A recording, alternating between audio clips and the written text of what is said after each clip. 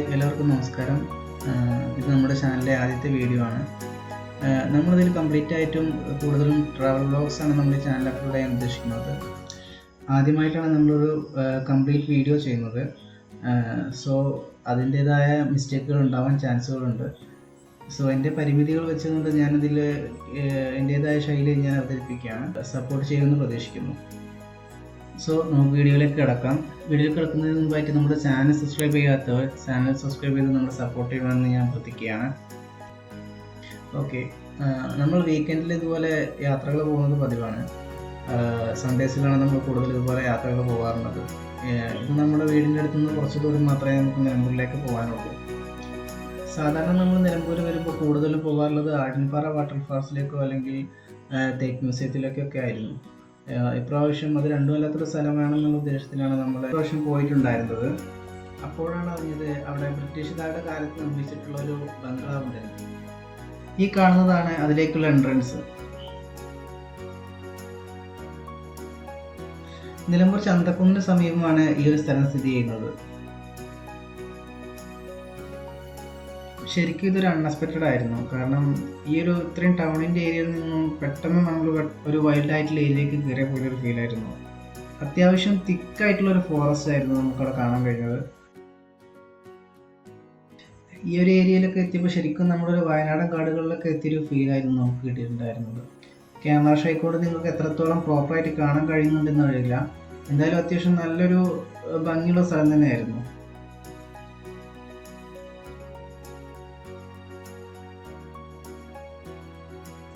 So ഇതാണ് ബ്രിട്ടീഷുകാരുടെ കാലത്ത് ഉണ്ടാക്കിയെന്നറിയപ്പെടുന്ന നിലമ്പൂരിൽ തന്നെ ഫേമസ് ആയിട്ടുള്ള ബംഗ്ലാവ്. മരം കൊണ്ട് നിർമ്മിച്ചിട്ടുള്ള ചവിട്ടുകൂടുകൾ കയറി കഴിഞ്ഞാൽ നമുക്കിതിന് മുകളിലേക്ക് കയറാൻ പറ്റും. പഴയ രീതിയിലൊരു ആർക്കിടെക്ചറാണ് നമുക്കിവിടെ കാണാൻ കഴിയുന്നത്. നമ്മളതിൽ നിൽക്കുന്ന സമയത്ത് തന്നെ പുറത്ത് അത്യാവശ്യം നല്ലൊരു മഴ പെയ്യുന്ന സമയത്ത് അത്യാവശ്യം നല്ല ഭംഗിയായിരുന്നു പുറത്തേക്ക് കാണാൻ വേണ്ടിയിട്ട്.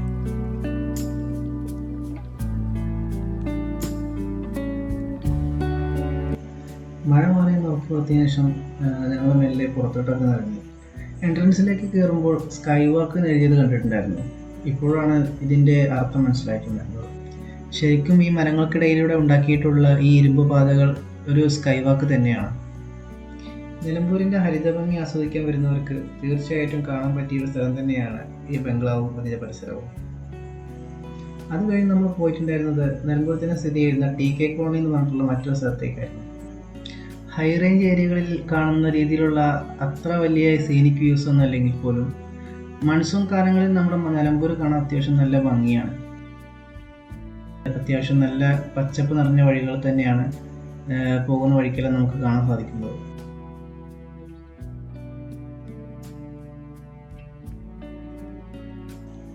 ഫൈനലി നമ്മൾ TK കോളനി എന്ന് പറഞ്ഞ സ്ഥലത്ത് സ്ഥിതി ചെയ്യുന്ന ഈ ഒരു വാട്ടർഫാൾസിലേക്ക് നമ്മൾ എത്തിയിട്ടുണ്ട്.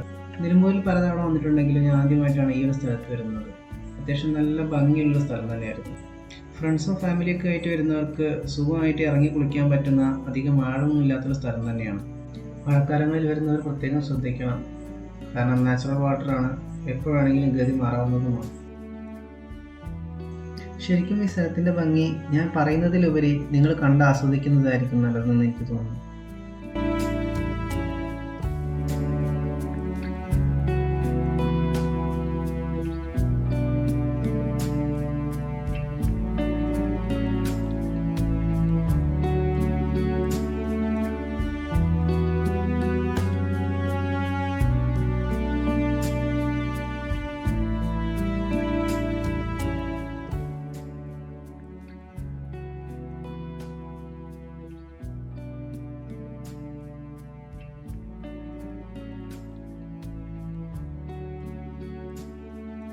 സോ അത്രേ ഉള്ളൂ നമ്മൾ ഇന്നത്തെ ഒരു video. I hope you guys are enjoyed it very well. Video ഇഷ്ടമായ ലൈക്ക് ചെയ്യുക. നിങ്ങളുടെ നിർദ്ദേശങ്ങളും അഭിപ്രായങ്ങളും കമൻറ്റിൽ രേഖപ്പെടുത്തുക. സോ അടുത്തൊരു വീഡിയോയുമായി ഇനിയും കാണാമെന്ന പ്രതീക്ഷയോടെ it's me Giji Swaminathan from Spite street.